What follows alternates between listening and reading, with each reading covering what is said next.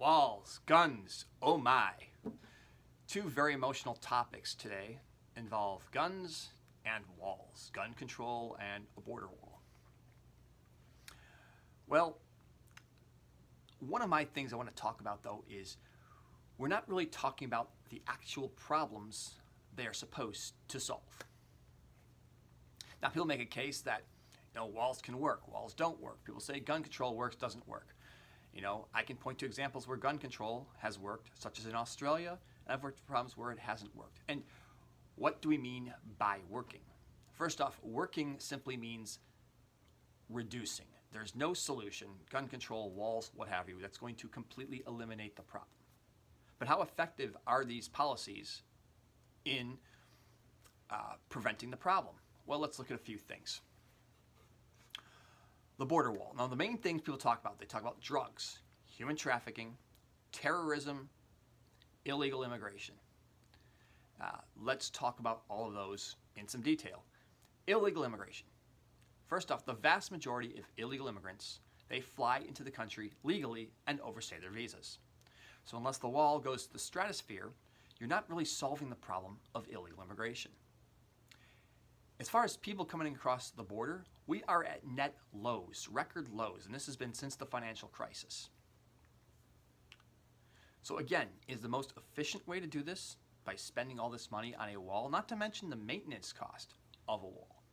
Or, if addressing illegal immigration is your thing, wouldn't it be more efficient to just have an organization whose job it is to spot check the typical companies that hire illegal labor, and if the company is caught, you give them severe fines? Make the fine severe enough, and no company's going to want to take that chance. Saves you a lot more money. Terrorism, that's the big thing. Oh my God, terrorism coming across the border. Okay. Now let's define terrorism first off in looking at two different ways. One, let's talk about any act of mass violence, and another one, international terrorism, as in following a foreign ideology. So, terrorism in this country, in terms of like mass killings and stuff, the vast majority of those, school shootings, the movie theater shooting, have been conducted by white males. So, not sure how the border wall prevents that problem. Talking about the terrorism, every terrorist attack, including 9/11, in this country was conducted by somebody who either arrived in the country legally via airplane or they were born here. So how's that going to fix the wall? How's the wall fixing this problem? Oh, and by the way, actually one of the 9/11 hijackers did come through the border, the Canadian border. Now, why is it? Because on one hand, I actually was curious. I thought maybe I think the terrorism thing coming across the southern border was a real issue. I was actually looking at this. Why would this be a problem? And then I came across something, I'd almost call this a freakonomics type of thing. One of these things that makes a lot of sense. I would not have thought about it. The cartels are keeping terrorists out. How? Well, how does a group like, say, Al-Qaeda or ISIS make their money? Illicit trade. There's some great articles about oil smuggling done by ISIS.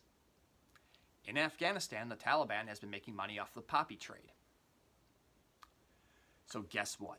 The cartels do not want any terrorist group coming south of the border. Why?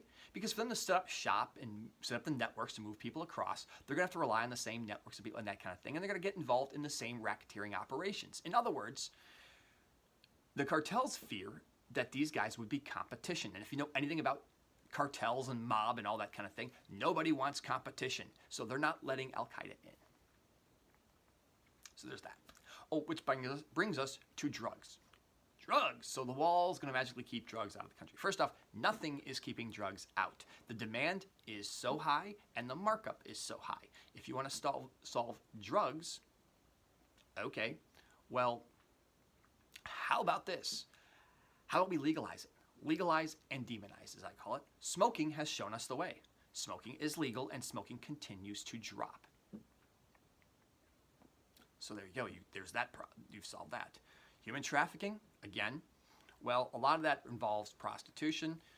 So how do we solve that? Well, This might be another controversial topic. What if we legalize prostitution? I've been talking to a lot of police officers about this topic. One of the things is when you're human trafficked, you're engaged in illegal activity, prostitution. Therefore, you're not going to go to the police because you're worried about getting busted for prostitution. And no matter what someone tells you, you're still worried about that. But if it's legal, you can say, hey, I'm being forced into this. You have no fear of being busted. Look, at the end of the day, and let's point out this too. Violence, period, which is one of the big things people talk about this wall, violence. So violence and crime and violence continue to drop. 2017 was the lowest record of violence on record in this country, according to the FBI. 2016 was the lowest at that time, and 2015. So every year continues to drop. Crime is dropping, violence is dropping. So again, where is the actual problem? What is this actual problem that we're trying to solve? It seems like, illegal immigration is not really a thing. Immigration's at lowest levels. Terrorism hasn't been happening. The southern border is not a factor in that. Drugs, we can do that by other means. So there's all these problems people throw out there, but I can point out to a more efficient way of solving that problem, or even pointing out it's not that much of a problem. In fact, the amount of people in this country who use illegal drugs is so statistically insignificant that what we're spending on the drug war itself is not even worth it.